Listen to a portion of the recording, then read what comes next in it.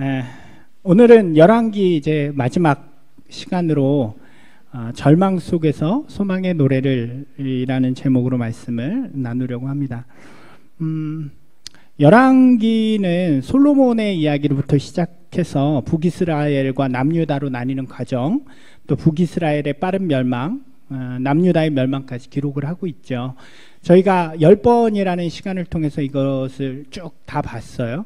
그래서 오늘이 이제 마지막 시간인데 먼저 오늘은 남유다의 멸망의 과정을 좀 잠깐 보고 그 뒤에 열왕기가 그럼 우리에게 주는 그 의미, 메시지가 무엇인가 이 의미를 좀 정리하면 좋을 것 같습니다.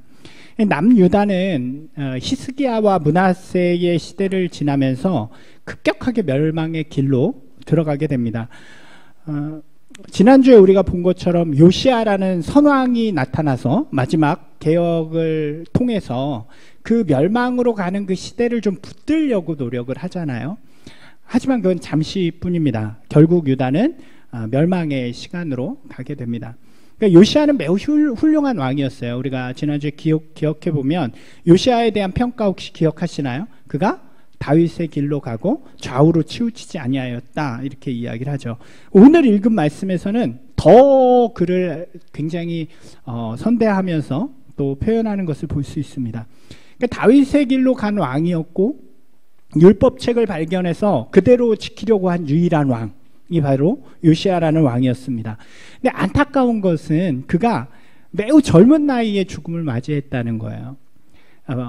8살의 왕이 돼서 31년간 왕으로 있었으니까 40이 못 돼서 죽음을 맞이하게 된 거죠. 이렇게 선왕이나 이렇게 역대로 위대한 사람들을 보면 오래 못 사는 것 같아요. 그래서 미인방명 뭐 이런 말도 있는데 굉장히 짧은 생애를 산 왕이죠. 역사적으로 보면요, 그의 죽음은 주변의 강대국들의 전쟁에 휘말려서 죽은 것으로 볼 수 있습니다. 그러니까 그 당시에 가장 중요했던 전투 중에 하나가 뭐였냐면 갈그미스라는 전투예요. 혹시 들어보셨나요? 그러니까 이 당시에 근동 지방에 가장 큰 영향력을 가지고 있었던 것은 가장 먼저는 아수르라는 나라였어요. 한번 지도를 잠깐 보여주시겠어요? 그러니까 여기가 어디인지 아시죠? 제가 지도 그리면 항상 그리는 저기가 이제 지중해 서해라고 돼 있는 윗바다라고 돼 있는 데니까 예루살렘은 거기에 되게 조그만 곳이죠. 이 빨간 모양으로 된 데가 아수르가 다스리던 지역이니까 아수르가 얼마나 큰 영향력을 갖고 있었나 우리 생각해 볼 수 있겠죠. 아수르 다음 일어난 나라가 어디냐면 바벨론이라는 나라예요. 바벨론도 보여주시겠어요? 바벨론은 요 아래, 그리고 위에는 메디아라고 부르는 그 지역. 그러니까 바벨론도 엄청난 게 크죠. 그 다음이 어딜까요? 우리가 역사 공부를 세계사를 해서 좀 알죠? 그 다음은 페르시아 왕국이 그 다음에 굉장히 넓죠. 그 다음이 로마가 됩니다. 그러니까 이런 상황 속에서, 그러니까 지금 이 성경이 이야기하고 있을 때는 언제냐면 아수르가 굉장히 강하고 이제 바벨론이 막 성장하는 그런 때였습니다. 우리가 했던 설교를 잠깐 기억해 보시면 아수르가 히스기야 때 왔다가 실패하고 돌아가면서부터 기울기 시작했다고 말씀을 드렸잖아요. 갈그미스 전투라는 거는 뭐냐면 이 남쪽에 있는 이 애굽이라는 또 강한 나라가 있었잖아요. 아래로는 애굽이라는 강한 나라가 있고 위로는 아수르가 있고 옆으로는 바벨론이 있는 그런 상황 속에서 이 유다는 요만한 나라인 거예요. 조그만 나라. 근데 그 가운데서 이제 애굽이 아수르하고 동맹을 맺게 됩니다. 바벨론이 굉장히 강성해지니까.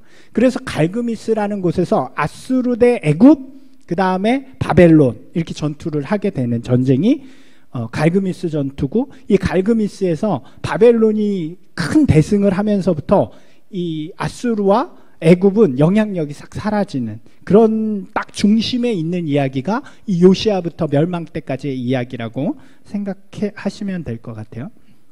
그러니까 패권 싸움에서 굉장히 중요한 시기죠. 근데 그 갈그미스가 어디냐면 여기가 어느 지역이냐면 다소하고 안디옥 위쪽, 그러니까 시리아, 북부 시리아 쪽이라고 생각하시면 돼요. 거기에서 있는데 이 애굽이 저기로 가기 위해서 지나가야 되니까 어디를 지나가겠어요? 유다 땅을 지나가게 되는 거예요. 이 성경에서는 이 전투에 대해서 우리에게 좀 언급을 해주는데 한번 찾아볼까요? 역대하 35장 20절 말씀입니다. 역대하 35장 20절 말씀.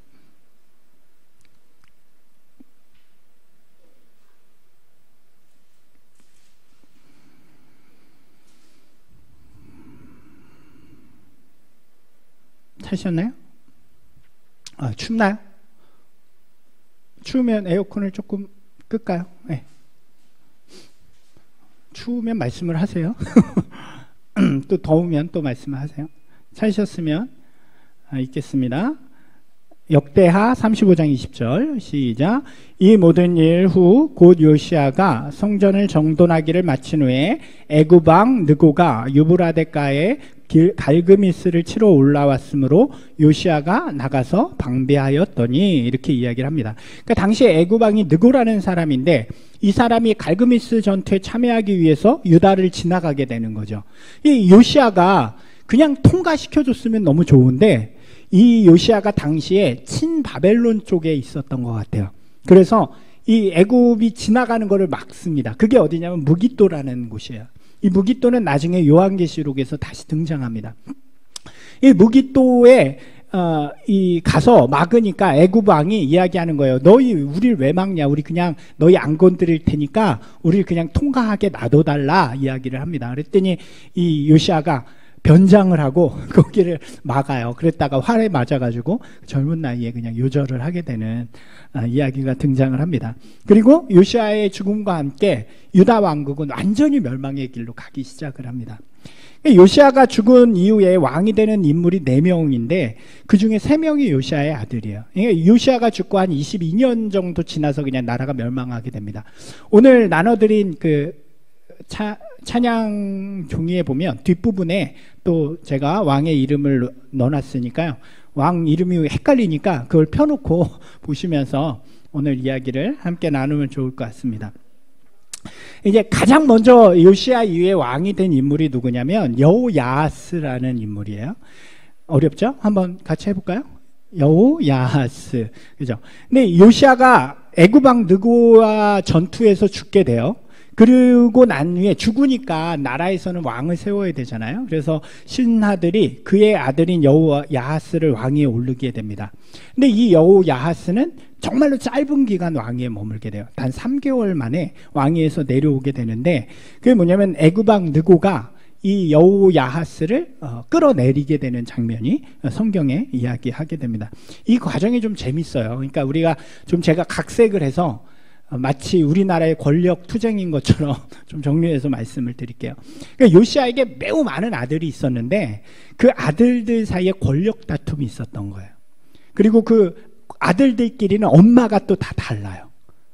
그러니까 우리나라도 생각해 볼 수 있잖아요. 조선왕조나 이럴 때 자식을 낳는데 이 왕후의 아들 무슨 비내의 아들 뭐 이래가지고 서로 왕 시키려고 또 그 뒤에는 누가 붙어요? 신하들이 붙게 되잖아요. 그래서 무슨 파 이렇게 붙는 것처럼 여기도 그랬던 것으로 추정이 돼요. 그래서 요시아가 죽은 다음에 여호야하스를 지지하는 사람들이 모여가지고 여호야하스를 왕으로 추대를 한 거예요. 근데 문제는 뭐냐면 여호야하스가 1순위가 아니었다는 거죠. 그러니까 셋째 아들 정도 되는 그런 사람이었습니다. 거기다가 이 여호야하스를 왕으로 추대한 사람들은 애굽파가 아니었어요. 애굽을 그 당시 애굽이 굉장히 강했는데 애굽을 이렇게 지지하는 파가 아니었기 때문에 그런 상황 속에서 여호야하스를 왕으로 옹립하니까 그것에 마음에 안 드는 사람들이 있죠. 그게 누구냐면 그 형이었던 엘리야김이라고 하는 아들을 지지하는 사람들이었던 거예요. 그래서 이 사람들이 애굽에다가 손을 내밀게 됩니다. 도와달라고. 그래서 그 전쟁 끝나고 나서 3개월도 안 돼서 이 애굽의 느보가 예루살렘으로 공격을 해갖고 와서 이 예루살렘을 초토화시키고 이 여호야하스를 3개월 만에 끌어내려서 자신의 나라로 데려가서 그곳에서 죽여버리게 됩니다. 그리고 이 엘리야김을 왕으로 세우는 거예요. 친애굽 정부. 그래서 이 엘리야김이 이름을 바꿉니다. 이름을 왜 바꿨는지 모르겠어요. 나쁜 짓을 바꿨는지 모르겠는데 여호야김으로 이름을 바꾸는 거예요. 그래서 우리 나눠드린 거에 보면 여호야하스 다음 왕이 여호야김이 되죠. 여호야김이 왕이 되고 나서 새로 옹립이 됐으니까 누구에 의해서? 애굽에 의해서 됐잖아요. 그래서 애굽에 조공을 바치기로 하는 거예요. 우리 한번 찾아보겠습니다. 열왕기하 23장 35절 말씀입니다. 열왕기하 23장 35절 말씀.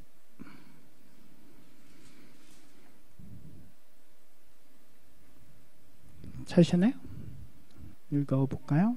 여호야김이 은과 금을 바로에게 주니라. 그가 바로 느고의 명령대로 그에게 그 돈을 주기 위하여 나라에 부과하되 백성들 각 사람의 힘대로 액수를 정하고 은금을 징수하였더라. 그러니까 이 애굽 왕인 이 바로라는 거는 우리나라로 왕 이런 의미예요. 그러니까 모든 왕의 바로온 거죠. 그리고 이 느고는 왕의 이름이고요. 이 왕이 요구를 한 거예요. 내가 너 왕으로 세워줬으니까 이제 너 나한테 이거를 내라. 네가 너희 나라에서 조공을 바쳐라. 그러니까 돈이 없잖아요. 그래서 백성들을 착취해가지고 이렇게 냈다는 이야기를 합니다. 그러니까 이러한 정치적인 상황을 성경은 끝없이 보여줘요. 유다를 완전히 타락으로 몰고 가는 상황이 이 이후에 전개가 됩니다. 그러니까 성경은 그것을 계속해서 보여주는데 거기에는 의도가 있어요. 무엇을 이야기하냐면 더 이상 이 유다가 하나님을 의지하지 않는 나라가 됐다는 거죠. 하나님 앞에서 악을 행하는 왕의 모습, 백성을 사랑하지 않고 하나님을 섬기는 것이 아니라 주변 세력을 따라 사는, 세상과 타협하고 세상의 방법으로 하나님의 나라를 다스리는 모습들을 보여주기 시작합니다. 이 여호야김은 굉장히 기회주의자였어요. 그래서 강한 나라에게 이리 붙었다가 저리 붙었다가 하는데 이 사건이 있은 다음에 얼마 후에 한 2년 정도 후에 갈그미스 전투가 일어나거든요. 그러고 나서 애굽이 패하게 됩니다. 그러니까 여호야김은 어디에 붙었을까요? 바벨론에게 붙게 돼요.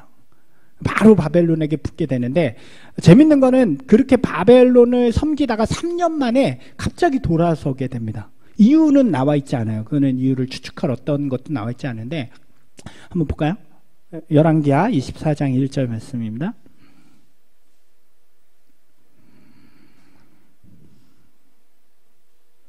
같이 읽겠습니다. 여호야김 시대에 바벨론 왕 느부갓네살이 올라오매 여호야김이 3년간 섬기다가 돌아서 그를 배반하였더니, 제가 처음에 이 말을 읽다가 깜짝 놀랐어요. 이 사람이 돌아가지고 그랬나 돌았다 이런 의미인 줄 알았더니 그게 아니라 돌아섰다 이런 의미죠.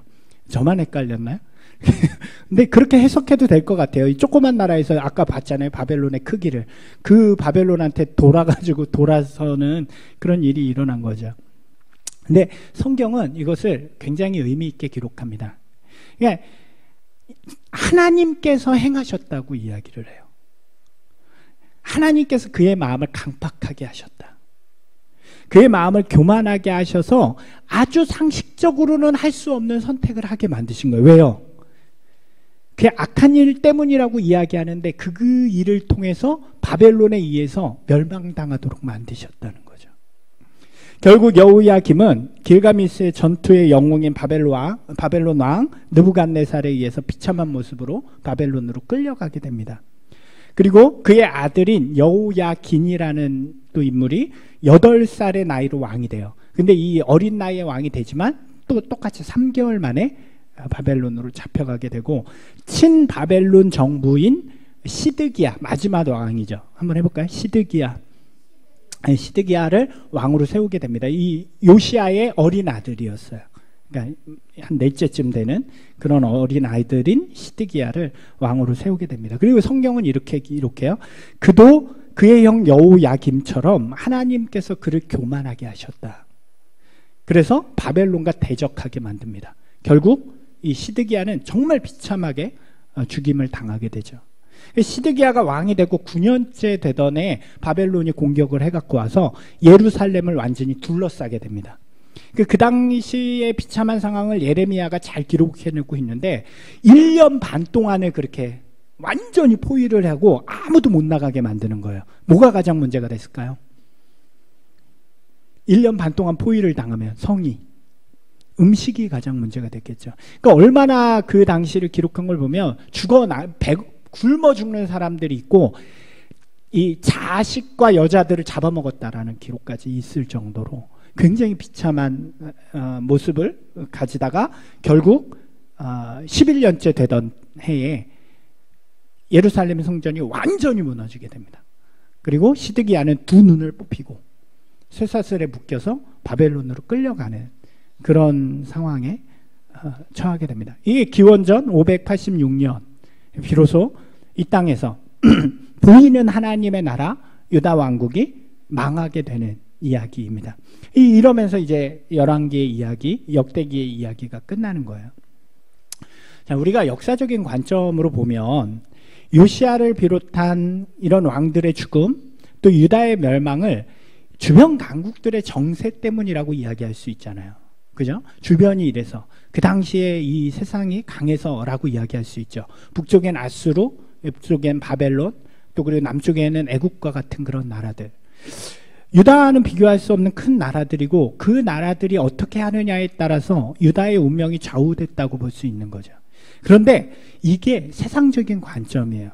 성경은 우리에게 다른 이야기를 해주고 있다는 거예요. 오늘 읽은 말씀 다시 한번 볼까요? 23장 25절에서 27절 말씀입니다.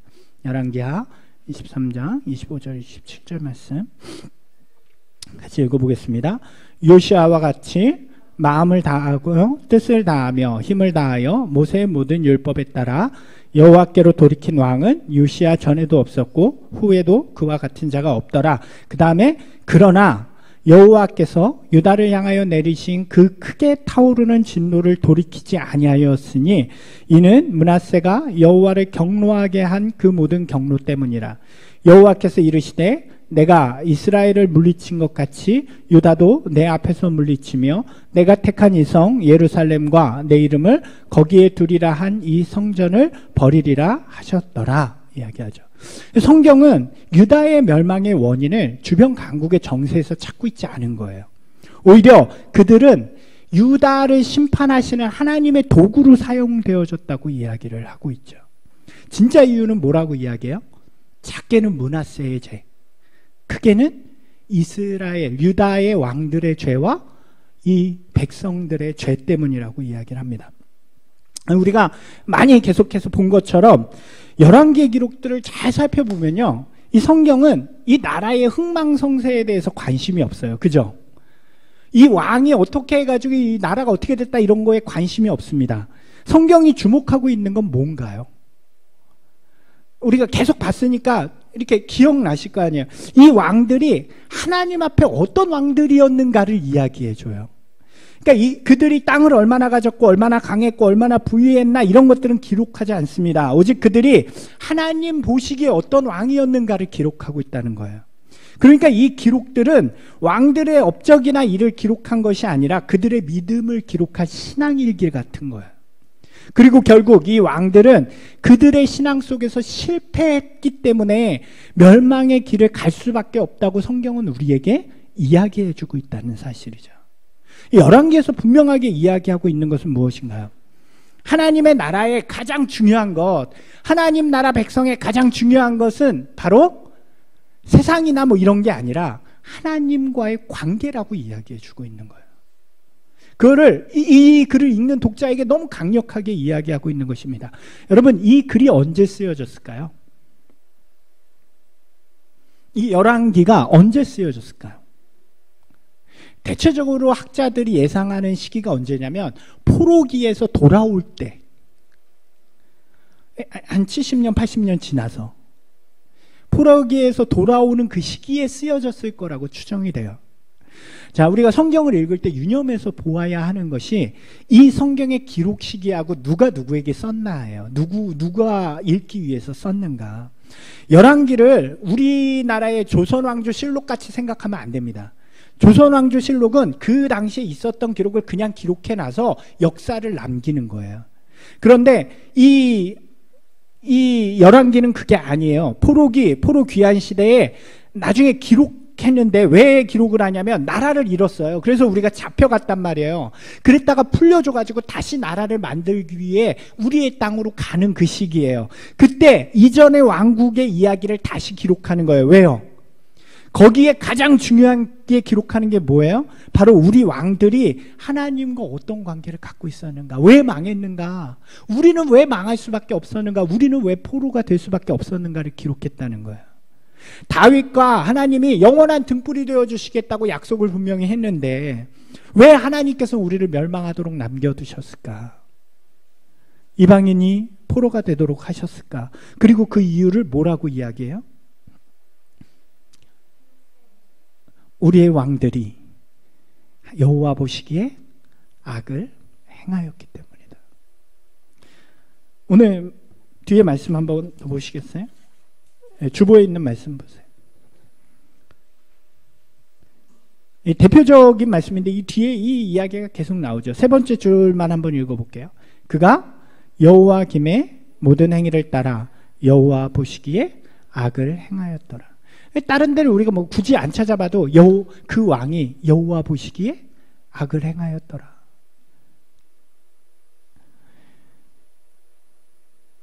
이스라엘을 향한 하나님의 약속은 너무나도 분명하죠.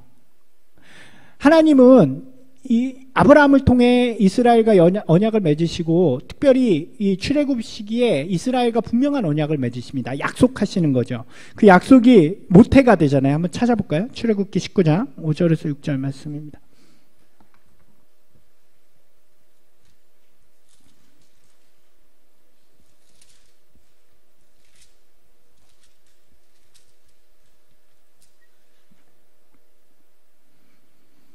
출애굽기 19장 5절에서 6절 말씀 같이 읽겠습니다. 세계가 다 내게 속하였나니 너희가 내 말을 듣고 내 언약을 지키면 너희는 모든 민족 중에 내 소유가 되겠고 너희가 내게 대하여 거룩한 백성이 되리라. 너는 이 말을 이스라엘 자손에게 전할지니라. 이게 하나님과 이스라엘이 맺은 언약의 모태예요. 그리고 이 언약은 사사들을 통해서 왕들을 통해서 동일하게 계속해서 주어지는 약속입니다. 너가 하나님의 뜻에 따라 살아가면 이 땅을 다스리면 하나님께서 너를 지켜서 너를 대대로 왕의 자리를 주겠다. 다윗이 그렇게 행했기 때문에 다윗에게 등불이 될 것이라고 말씀해 주시는 거죠. 이게 하나님께서 주신 약속이에요. 이 약속은 아브라함으로부터 시작되었고 이 모세와 여호수아 사사들에게 왕들에게도 계속된 하나님의 약속의 메시지죠. 무슨 이야기입니까? 너희는 나를 하나님으로 인정하고 나의 뜻을 따르는 자들이 되라. 나는 너희의 하나님이 되고 너희를 지키고 너희로 하나님의 나라가 되게 하겠다. 할렐루야. 이게 약속이에요. 약속. 하나님은 지키시고 보호하시고 인도하시겠다는 약속이죠. 이 약속의 메시지는 분명합니다. 그러나 자신들의 조상들이 그 약속을 버리고 하나님의 백성이 아닌 악을 행하는 자들이 되었기 때문에 하나님께서 그 보호의 손길을 거두시고 우리가 결국 이방 나라에 의해 멸망당하게 되었다는 것. 그것을 이 열왕기를 통해서 분명하게 이야기하고 고백하고 있는 거예요. 그러면서 뭘 결심하는 건가요? 자, 우리가 이제 포로에서 풀려 돌아가게 될 텐데 우리가 이것만은 잊지 말자. 우리가 이것만은 좀 잊지 말자. 우리가 하나님의 백성이고 우리가 하나님의 뜻을 따르는 사람들이다. 우리가 믿음으로 하나님 앞에 서면 하나님께서 우리를 다시 지키시고 보호하시고 다시 하나님의 나라를 세워주실 것이다. 이들이 그 마음을 담아서 열왕기를 기록하는 거예요. 여러분, 이 이야기는요, 겉으로 보면 비극이죠. 그렇죠? 결국 망하게 되는 이야기잖아요. 그러나 그 안에는 소망이 담겨져 있는 소망의 메시지라고 이야기할 수 있는 것입니다. 지금 이들이 자신의 선조들의 잘못을 고백하면서 자신들이 다시 하나님 앞에 서서 회복되는 하나님의 나라를 꿈꾸기 때문이라고 할 수 있죠. 그리고 그 마음으로 이들은 다시 하나님 앞에 섭니다. 그래서 이것이 절망 속에서 부르는 소망의 노래가 되는 거예요. 저는 믿음의 길이 그런 것 같아요. 늘 그런 것 같아요. 성경을 보면 겉으로 보면 절망을 이야기하고요, 슬픔을 이야기하지만 결국 그 끝은 하나님이 다시 세우실 소망을 노래하고 있다는 거죠. 이 교훈은요, 그 당시 이스라엘 백성들에게 뿐만 아니라 오늘 이 말씀을 읽는 우리에게 동일한 도전을 준다고 생각합니다. 우리들은 하나님의 약속을 믿음으로 고백한 사람들이죠. 우리 신앙의 본질도 바로 이 하나님의 뜻 안에 서서 순종하는 사람으로 서겠다고 하는 것이고, 그리고 하나님께서는 그러한 우리의 순종을 통해서 하나님의 나라를 이루어가는 것이라고 할 수 있습니다. 이 11개의 이야기를 우리에게 적용해 볼 수 있어요. 여러분, 기독교인들이요, 이 땅에서 하나님의 나라를 세워가지 못하는 이유가 뭔가요? 이 땅에서 자꾸 우리 그리스도인들이 교회가 욕을 먹는 이유가 뭔가요? 실패하는 이유가 뭔가요? 아주 간단해요. 똑같아요. 우리 그리스도인이 여호와 보시기에 악을 행하기 때문이에요. 그리스도인이 세상과 똑같은 것을 추구하고 세상의 것을 위해 하나님을 이용하고 세상을 의지하고 섬기기 때문에, 예배드리고 기독교인이라고 믿는다고 말하지만 우리의 실제 삶은 이 왕들의 모습과 다르지 않기 때문에 결국 이 땅에서 외면받게 되는 거죠. 실제로 우리 가운데 일어나는 거죠. 열왕기는 우리에게 답을 주고 있는 것입니다. 이것이 우리가 처한 이러한 현실이 세상의 환경 때문이 아니라고요. 주변의 강대국 때문이 아니라 너희 왕들의 악한 죄 때문인 것처럼 시대가 그래서 그런 게 아니라고요. 사람들은 이야기해요. 이 시대가 믿기 어렵다 그래요. 제가 개척할 때도 그런 얘기 너무 많이 들었어요. 이 시대 개척이 어려워. 어렵죠, 개척. 근데 20년 전에도 어려웠어요. 믿는 사람들이 변했대요. 옛날처럼 헌신하는 사람들이 아니래요. 똑같죠. 이게 환경을 이야기해요. 그러나 우리 오늘 열왕기는 그것을 이야기하는 게 아니에요. 환경이 악해서가 아니야. 조건이 변해서가 아니야. 믿는 우리가 하나님의 뜻을 온전히 따르지 않고 하나님 보시기에 악하기 때문이야 라고 이야기해 주는 것입니다. 그러면서 이렇게 이야기하는 거예요. 이제 그 악한 길을 좀 떠나자. 우리가 잊지 말자. 악한 길은 하나님이 미워하신다. 보호하시지 않는다. 주의 뜻으로 돌아오면 하나님께서 다시 일으켜 세우실 것이다. 우리에게 소망의 메시지를 주고 있다는 거죠. 사랑하는 여러분, 하나님 앞에 다시 서는 분들이 되시기 바랍니다. 우리 교회도 그렇게 섰으면 좋겠어요. 할렐루야. 예, 환경이나 조건이 중요한 것이 아니라 정말 하나님 앞에 우리 신앙을 다시 세우는 그런 분들이 되시기 바랍니다. 우리가 이 안에서 한 가지만 더 좀 짧게 생각해 볼 수 있을 것 같아요. 좀 더 포괄적인 의미에서의 열왕기의 의미인데, 열왕기에는 많은 왕들이 존재하잖아요. 우리가 계속 본 것처럼 다양한 왕들이 존재하는데 이 악한 왕들만 있는 게 아니라 선한 왕들도 있었죠. 근데 한번 생각해보면 북이스라엘은 뭐 선한 왕이 없었으니까 남유다에 있던 선한 왕들을 우리가 생각해보면 뭐 여호사밧, 아사, 또 누가 있나요? 뭐 요아스, 우시야, 요시야, 히스기야 이런 사람들이 있잖아요. 근데 이 선한 왕들이 종교개혁을 통해서 하나님 앞에 그렇게 서려고 노력했는데 결국 멸망해요. 결국 실패합니다. 이 사람들도 우리가 본 것처럼 뭔가 부족해요. 뭔가 하나님 앞에 완전하지 못한 실패하는 모습들을 보여줘서 결국 실패하는 것으로 가게 됩니다. 그러니까 이러한 사실이 큰 관점에서 볼 때 우리에게 주는 교훈이 있어요. 결국 멸망할 수밖에 없는 존재에 대한, 우리 인간의 한계성에 대해서 이야기를 해주고 있는 거죠. 무슨 이야기입니까? 사람으로는 하나님 앞에 구원을 완전히 이룰 수 없다는 거예요. 실패할 수밖에 없는 거죠. 아무리 선한 사람도 하나님 앞에서 완전할 수 없다는 것을 이야기해요. 그렇기 때문에 어떤 사람으로도 어떤 선한 제도로도 하나님의 구원을 완전히 이루지 못한다는 것을 이야기합니다. 이게 절망이죠. 그런데 그 절망에서 끝나는 것이 아니라 그 다음에 무슨 이야기를 하나요? 성경은 이사야를 통해서 그렇기 때문에 메시아가 우리를 위해 오실 것이라는 이야기를 하는 거예요. 결국 예수 그리스도께서 이 땅에 오셔야만 하는 이유를 큰 관점 안에서 우리에게 보여주는 이야기가 바로 열왕기의 이야기라고 할 수 있겠죠.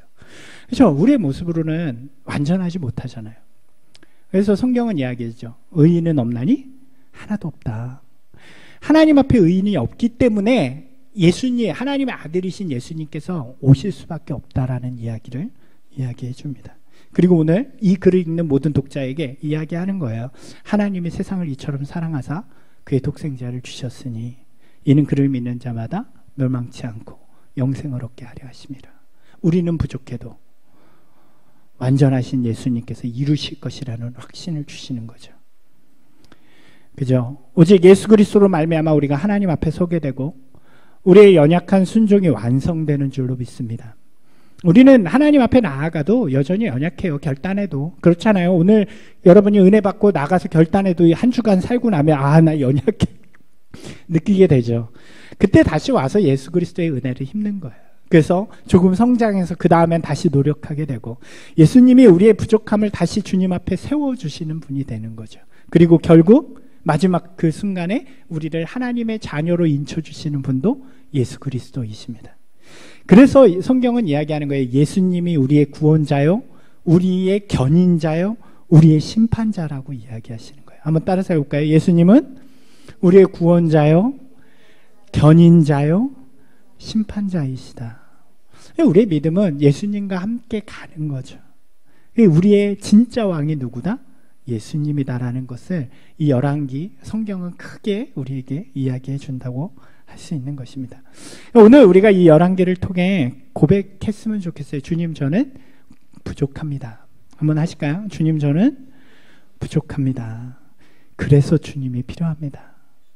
저는 그것이 우리의 날마다의 기도가 되었으면 좋겠어요. 주님, 저 너무 부족해요. 주님, 저 부족해서 주님이 필요합니다. 마무리할게요. 열왕기를 10번의 긴 시간을 통해 이제 마무리를 합니다. 어떤 왕의 이야기가 여러분 마음에 남았는지 모르겠어요. 저는 왕들을 향한 성경의 기록이 많이 기억에 남습니다. 어떤 사람은 다윗의 길을 따랐다고 칭찬을 받고, 어떤 사람은 여로보암의 길을 따르고, 어떤 사람은 정말로 악한, 이 앞에 어떤 왕보다도 악했다라고 그런 기록을 남게 되죠. 과연 나는 어떤 사람으로 하나님 앞에 기록에 남게 될까? 또 나를 기억하는 사람들이 하나님 이 믿음의 길을 속에서 나를 어떻게 평가할까? 그런 기억을 하게 됩니다.